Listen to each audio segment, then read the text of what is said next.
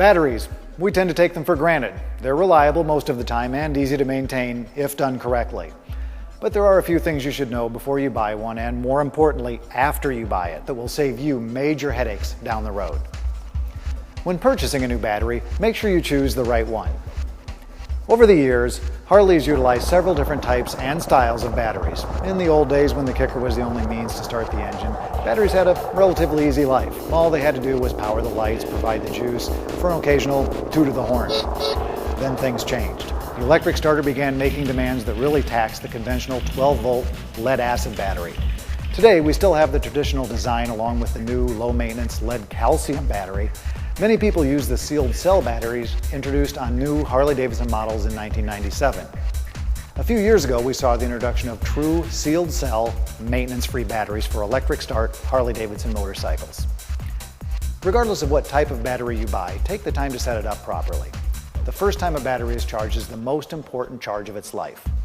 Most batteries are dry charged, and although they will perform adequately for a while without additional charging, the state of the charge is normally 45 to 50% after servicing.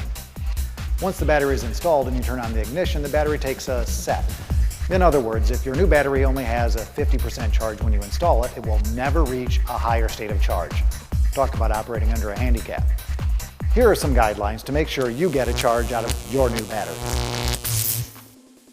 If you're dealing with a conventional battery, lead acid or lead calcium, fill the cells slowly. Allow the air to dissipate from the cells. This usually takes 20 or 30 minutes. Don't fill the cells to the top.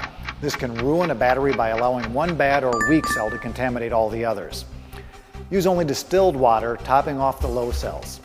After letting the electrolytes settle and soak into the plate material, charge the battery for at least 18 to 24 hours at a rate of 1/10 the battery's amperage. Not to be confused with cold cranking amps. We suggest our J&P 1.5 amp charger, available online or in our catalog. Keep tabs on the battery temperature while it's charging. The battery case should not be warm to the touch. If the battery plate temperature exceeds 115 degrees, the plates can warp, creating the possibility of an internal short. If it becomes warm, simply disconnect the charger until it cools. After you install the battery, make sure the vent hose, if it has one, is routed correctly. This means keeping it away from hot things like cylinders, fins, exhaust pipes, etc. Also make sure the hose doesn't become pinched or kinked. It's also important to ensure the hose doesn't terminate close to parts such as drive chains, belts, wheels, tires, and exhaust pipes.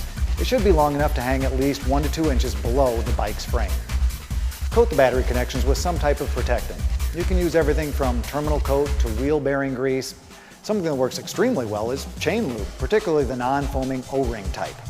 Match the care you give your battery to your riding habits. If you tend to take a lot of short hops like stop-and-go city conditions, the battery tends to become discharged. Each time the engine is started, it takes 10 to 15 minutes of operation at highway speeds to restore the battery's original charge. This rarely occurs if most of your riding is in the city. If this profile fits you, invest in a good trickle charger to help maintain the battery whenever you're not riding. A little trick many people use is to connect a regular charger to a programmable timer, the kind you buy cheaply at your local discount store. Set the timer to charge the battery for about an hour or so every day, and you'll add years to the life of your battery.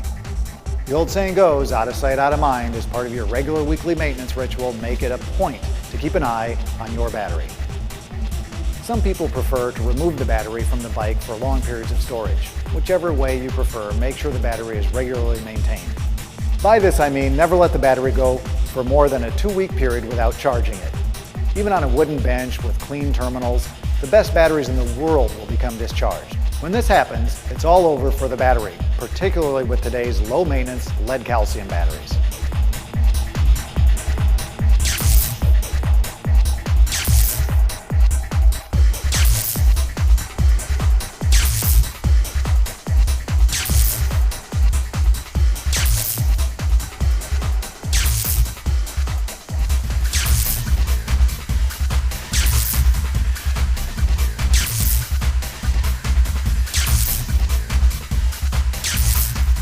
That's it for today's Tech Tip. Thanks for watching.